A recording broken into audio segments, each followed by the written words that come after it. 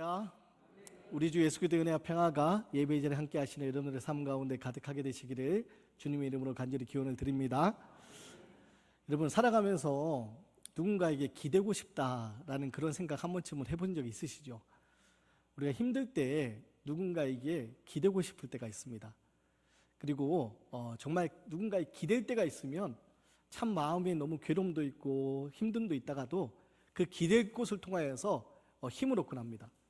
그래서 제가 교회를 위해서 기도할 때도 우리 교회가 이 지역에 있는 다른 이들에게 기댈 곳이 됐으면 좋겠다. 절망하고 아파하는 이들에게 우리 교회가 쉴 곳이 되고 기댈 곳이 됐으면 좋겠다. 그런 기도의 제목으로 기도를 하곤 합니다. 특별히 그런 가운데서 제가 인터넷에서 예전에 아주 인상 깊게 봤던 그런 이제 장면이 있어서 여러분들에게 잠깐 소개를 해드리고 말씀을 전하려고 하는데요. 중국에 보면 요즘에 이제 중국에 여러 관광지들을 많이 개발하다 보니까 구름다리 같은 것들을 이제 만들어 놓는 경우가 있습니다. 그리고 거기에 이제 지나가는 이제 그런 체험 활동 같은 게 있는데 사진 한번 좀 띄워 주시겠어요? 중국의 어느 지역인지 정확히 모르는데 인터넷에 이 장면이 올라왔습니다. 여러분 딱 상상이 되시죠? 아주 높은, 밑에 보면 구름이 끼어 있잖아요.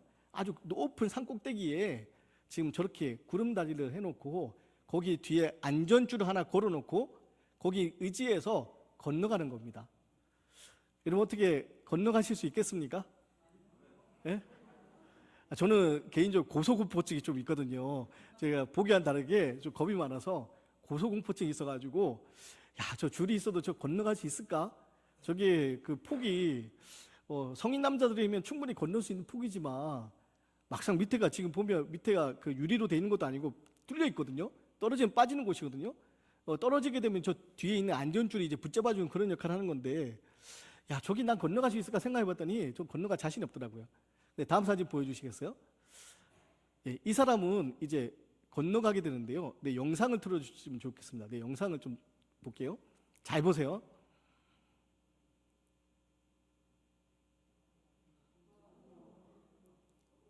이제 놀라셔야 됩니다. 너무 빨리 지나가서 잘 모르셨나 본데 다시 한번 좀 보여주세요. 다시 한번 잘 보셔야 돼요.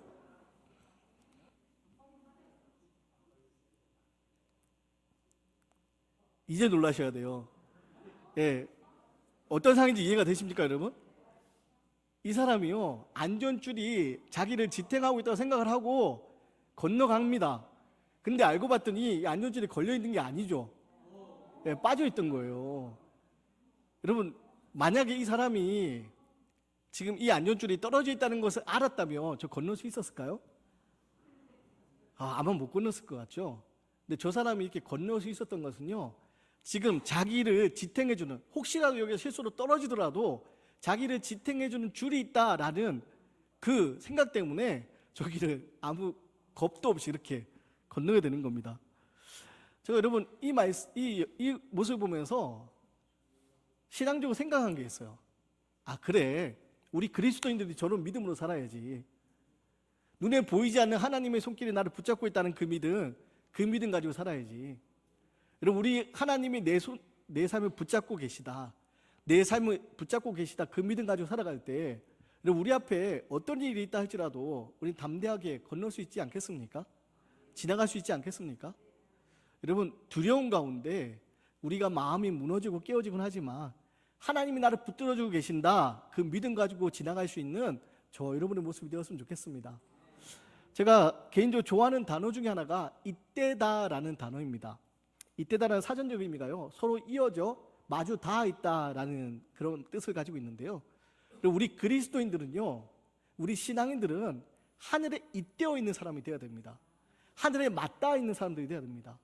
하나님께서 나를 붙들어주고 계시다는 그 보이지 않는 손길, 그 손길을 믿음으로 고백하면서 하늘에 잇대어 살아갈 때 여러분, 우리 삶에 생각지 못했던 어려움도 찾아오고 예기치 못했던 고난도 찾아오지만 그 가운데서 그것을 이겨낼 수 있는 힘을 얻을 수 있게 되는 겁니다. 그러고 보면 신앙생활하는 가운데 참 여러 가지 괴로운 시간들도 많이 있지만 믿음으로 하나님을 붙잡고 살아가는 사람들은 그 괴로움의 자리에서 힘을 얻더라고요. 제가 목사로 지내면서 수많은 사람들을 만나게 되는데 제가 만나뵀던 수많은 사람들 가운데서 이 믿음의 사람들이 공통점이 있습니다. 그 공통점이 뭐냐? 이 믿음의 사람들이 어려운 일을 안 당하느냐? 그렇지 않습니다. 예기치 못했던 어려움을 겪습니다. 때로는 아프기도 하고요. 때로는 재정적으로 너무 힘든 일을 겪기도 하고요. 관계의 어려움 겪기도 하고 정말 생각지도 못했던 고난의 자리, 고통의 자리에 처하기도 합니다. 그런데 믿음의 사람들의 특징이 뭐냐? 그 자리에서 하나님을 붙들고 다시 일어서더라고요. 한 사람을 좀 소개해 드리려고 하는데요. 사진을 보여주시면 얼마 전 결혼 소식이 전해진 박위라는 분이십니다. 네, 사진이 안 나오면 제가 그냥 설명을 드릴게요. 네, 이분인데요. 잘생기셨죠? 네, 되게 잘생기셨어요. 그리고 얼마 전 결혼 소식이 발표됐는데 이분이 보시면 왼쪽 사진을 보면 어디에 앉아 있습니다. 어디에 앉아 있죠? 휠체어에 앉아 있습니다. 이분이 위라클이라는 유튜브 채널을 운영하시는 분이세요. 근데 이분이 어떤 일이 있었냐? 패션에 관심이 많아서 외국계 패션 회사 인턴으로 취직을 해서 다니시다가 6개월 만에 정직원이 됩니다. 얼마나 기뻤겠습니까? 인턴으로 하다가 6개월 만에 정직원이 됐어요.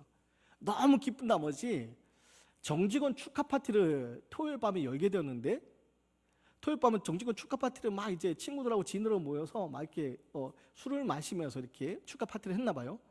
근데 눈을 떴더니 자기는 분명히 전날 축하 파티라고 했을 때 눈을 떴더니 중환자실에 눈을 뜬 거예요. 그러면서 목소리도 안 나오고 아무것도 할 수 없는, 꼼짝 못하는 그런 상황이 된 거예요. 혼자 아무것도 할 수 없고 수많은 이제 그 기계들이 달려있는 중환자실에 누워있는 그런 상황이 된 거예요. 어떤 일이 있었나 봤더니 축하 파티 때 술을 너무 많이 드셔가지고 그냥 인사불성이 된 거예요. 근데 그만 그 다른 건물과 그 건물 사이에 그 사이 떨어지셔가지고 목뼈가 척추를 하신 거예요. 그 전신마비가 온 겁니다. 전신마비가 와서 깨어났더니 중환자실에서 손가락 하나 까딱 할 수 없는 그런 상황이 된 거예요.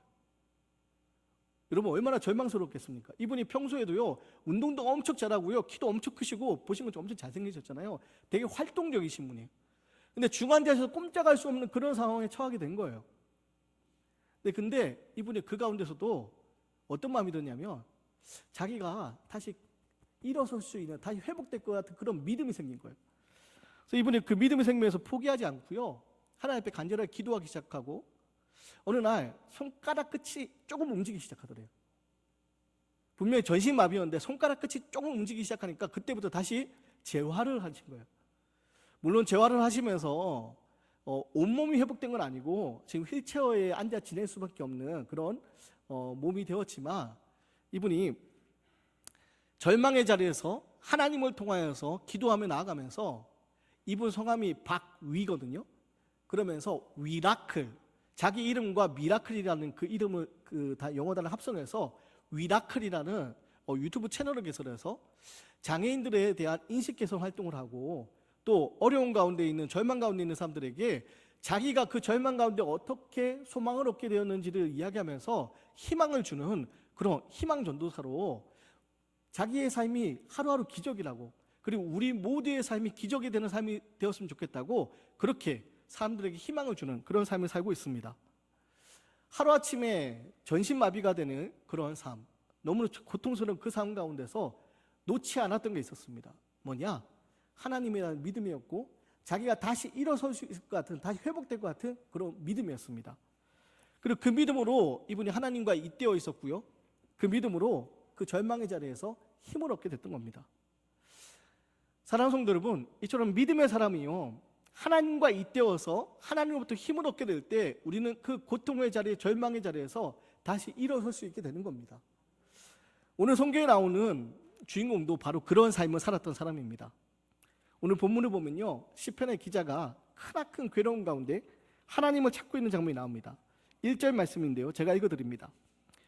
여호와여, 내가 주께 피하오니 나를 영원히 부끄럽게 하지 마시고 주의 공의로 나를 건지소서. 여러분, 시편 기자가 뭐라고 고백합니까? 내가 주께 피하오니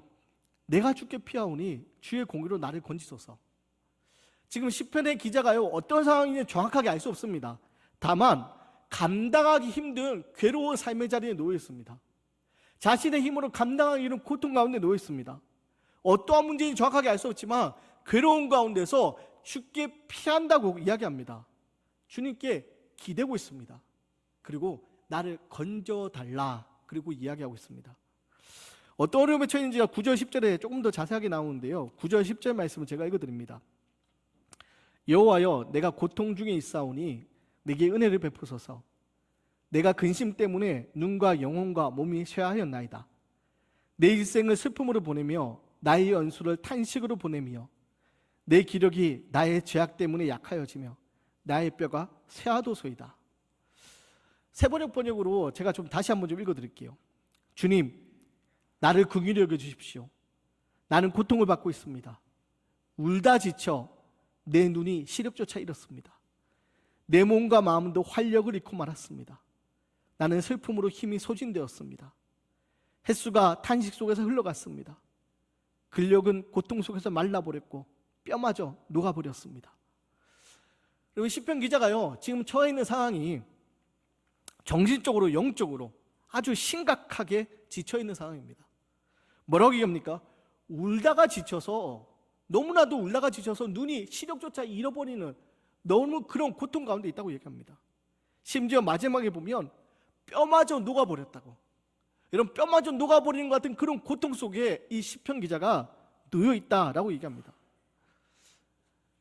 지금 시편 기자는요, 극심한 고통과 근심 때문에 몰골이 말이 아닙니다. 기진맥진하여 곡 쓰러질 것만 같은 그런 상태가 되었고요, 심지어 겨우 숨만 연명하고 살고 있는데 그게 끝이 아닙니다. 11절 13절 말씀 제가 읽어드리겠습니다. 11절 13절 말씀입니다. 내가 모든 대적들 때문에 욕을 당하고 내 이웃에게는 심히 당하니 내 친구가 놀라고 길에서 보는 자가 나를 피하였나이다. 내가 잃어버린 바 됨이 죽은 자를 마음에 두지 아니함 같고 깨진 그릇과 같으니이다. 내가 무리의 비방을 들었으므로 사방이 두려움으로 감싸였나이다. 그들이 나를 치려고 함께 의논할 때에 내 생명을 빼앗기로 꾀하였나이다. 여러분, 지금 시편 기자가 처한 상황이 어떤 상황입니까? 극심한 고통 속에 뼈가 녹아내리는 것 같은 그런 고통 가운데 겨우 숨만 연명하고 있는데 이게 끝이 아닙니다. 아무도 그 고통을, 아무도 이 괴로움을 위로해 주지 않습니다. 아무도 이 시편 기자의 아픔을 위로해 주지 않습니다. 가는 곳마다 사람들로부터 외면도 당합니다. 친구들마저요, 자신을 끔찍하게 바라봅니다. 사람들이 비난하고 협박하고, 안 그래도 깨진 그릇과 같은 그런 모습인데 사람들은 자기를 죽이려고 하는 그런 상황 가운데 놓여 있습니다. 여러분, 우리가 이런 절망의 밤, 고통의 밤, 이런 고통의 밤을 지날 때 우리는 어떻게 해야 될까요? 우리에게도 예기치 못하게 이런 밤이 찾아올 때가 있지 않습니까? 정말 나는 잘못이 없는데 아무 이유 없이 다른 사람에게 모함을 당하기도 하고, 너무나도 마음을 짓기 힘든 괴로운 가운데서 내 고통이 너무 힘들어서 잠도 이룰 수 없고, 마음이 너무 괴로워서 정말 주저앉아서 아무것도 할 수 없는 그런 고통 속에 놓여 있을 때, 여러분, 도무지 길이 보이지 않는 그 괴로운 자리에서 우리는 도대체 어떻게 해야 될까요? 여러분, 이럴 때 우리가 어떻게 해야 되느냐? 오늘 우리가 그리스도인으로서, 믿음의 사람으로서, 신앙에서 어떻게 되느냐? 오늘 시편의 기자가 그 답을 우리에게 주고 있습니다. 14절 15절 말씀인데요, 14절 15절 말씀을 우리 같이 좀 한번 읽어보겠습니다. 함께 읽습니다. 시작. 여호와여, 그러하여도 나는 주께 의지하고 말하기를 주는 내 하나님이라 하였나이다. 나의 앞날이 주의 손에 있사오니 내 원수들과 나를 핍박하는 자들의 손에서 나를 건져 주소서. 아멘. 여러분, 오늘 시편 기자는 뭐라고 얘기합니까? 생명의 위협을 당하는 그 상황 속에서 아무도 자신의 고통을 이해하지 못하고 오히려 자신을 비방하고 자기를 죽이려 하는 그 고통 속에서 오늘 시편 기자는 고백합니다. 주를 의지하겠습니다. 주는 내 하나님이시라 외치겠습니다. 주는 내 하나님이시라 외치겠습니다. 사랑하는 여러분, 도저히 우리가 어떻게 벗어날 수 없는 고통의 자리에 놓일 때, 그런 상황 가운데 우리가 놓일 때 우리의 마음이 깨어지고 무너집니다. 우리 마음이 깨어지고 무너지면서 제일 먼저 드는 생각이 무엇입니까? 우리는 원망이 먼저 찾아옵니다. 나를 원망하고요, 심지어 부모님을 원망하고 내 가족들을 원망하고 내 이웃도 원망하고 이 모든 세상을 원망하면서 심지어 하나님도 원망합니다. 다른 사람들은 다 행복하게 사는 것 같은데, 다른 사람들은 다 평안하게 사는 것 같은데 왜 나만 이렇게 괴로움에 처하냐고, 왜 나만 이렇게 힘들게 살아야 되냐고 원망합니다. 이런 원망하는 마음, 어쩌면 여러분 우리에게 연약한 인간이기에 자연스럽게 찾아오는 마음입니다.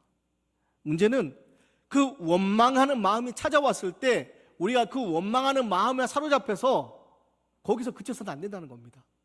그 원망이 절망으로 이어지게 해서는 안 된다는 겁니다. 그 원망을 뛰어넘는 하나님 향한 믿음의 고백을 통하여서 절망의 자리를 이겨낼 수 있어야 된다는 겁니다. 우리는 연약한 인간이기에 원망할 수 있습니다. 마음이 깨어지고 무너질 수 있습니다. 이 자리에 있는 저도 괴로운 순간이 찾아오면 마음이 깨어지고 무너지곤 합니다. 그건 아무리 신앙생활 오래 했다 할지라도 우리 인간이라면 어쩔 수 없는 모습입니다. 그래서 오죽하셨으면 십자가를 앞두고 예수님 어떻게 하셨습니까? 나의 하나님, 나의 하나님, 왜 나를 버리셨습니까? 왜 나를 버리시나이까? 하나님 앞에 원망하듯이 그렇게 울부짖으며 기도하지 않습니까?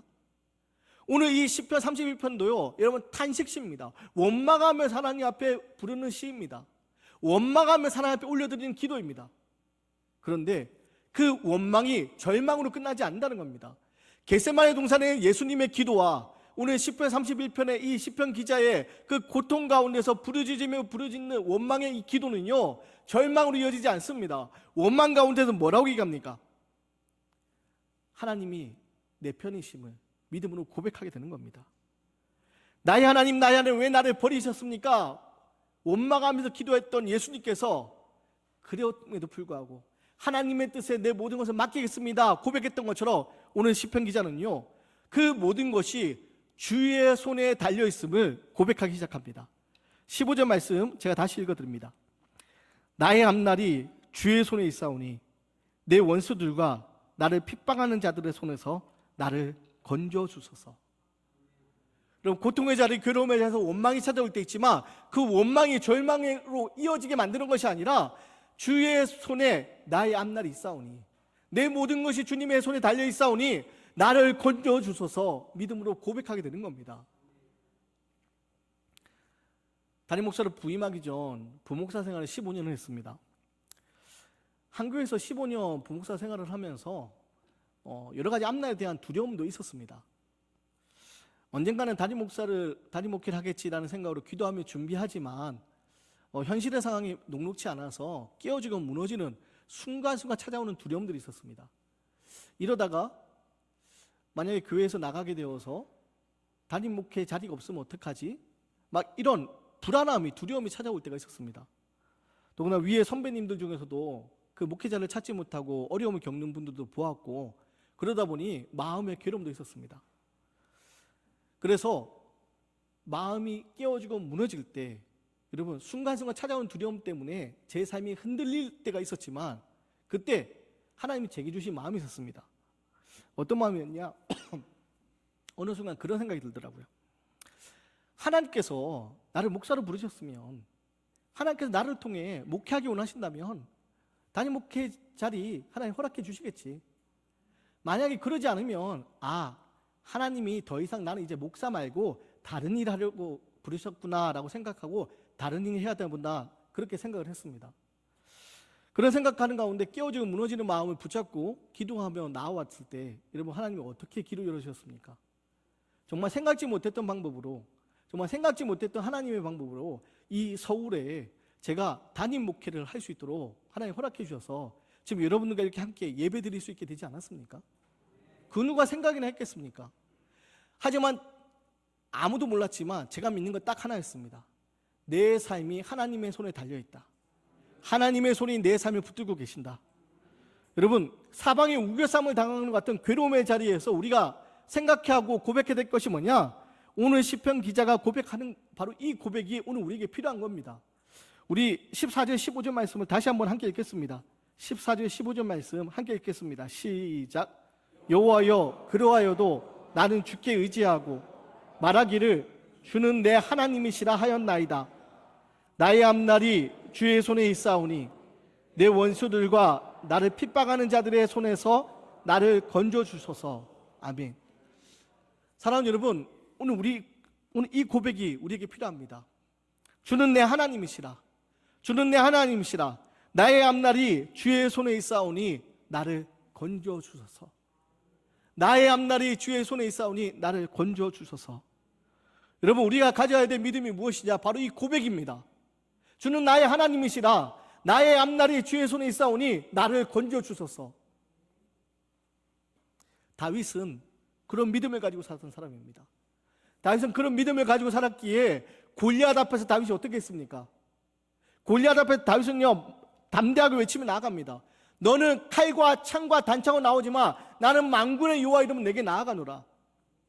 여러분, 다윗이 골리앗을 이길 수 있었던 건 다윗이 물맷돌을 잘 돌려서가 아닙니다. 하나님이 다윗과 함께 하셨기 때문입니다. 하나님이 주는 내 하나님이시란 그 고백의 주인공이 되어주셨기 때문입니다. 여러분, 다윗이 이후에 자신을 죽이려는 사울의 손길에 피해 다닐 때 사울을 죽일 수 있는 기회가 있음에도 불구하고 다윗이 죽이지 않습니다. 그래서 사울을 돌려보내줍니다. 다윗이 왜 사울을 그냥 살려보내줍니까?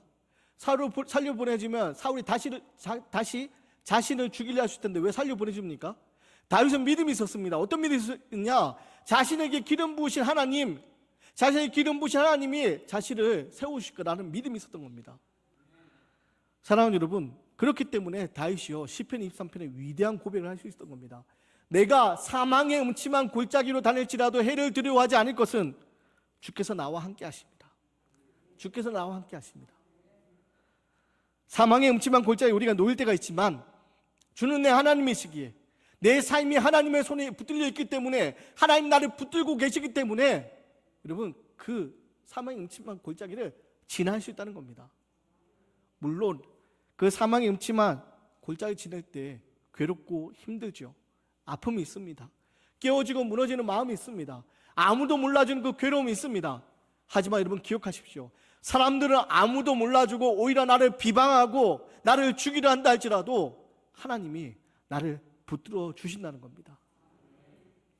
하나님께서 저와 여러분을 붙들어 주시고 때로 우리가 절망의 자리에서 눈물로 밤새울 때 하나님께서 반드시 그 시간을 지나게 하시는 사실을 믿음으로 고백하셔서 여러분 오늘 시편 기자가 너무나도 괴로운 고통 가운데서 하나님 앞에 원망하며 탄식하며 기도하다가 주는 내 하나님이시라, 주는 내 하나님이시라 믿음으로 고백하며 나의 삶이 나의 앞날에 주의 손에 붙들려 있습니다. 주의 손에 달려 있습니다. 주의 손에 부탁하나이다.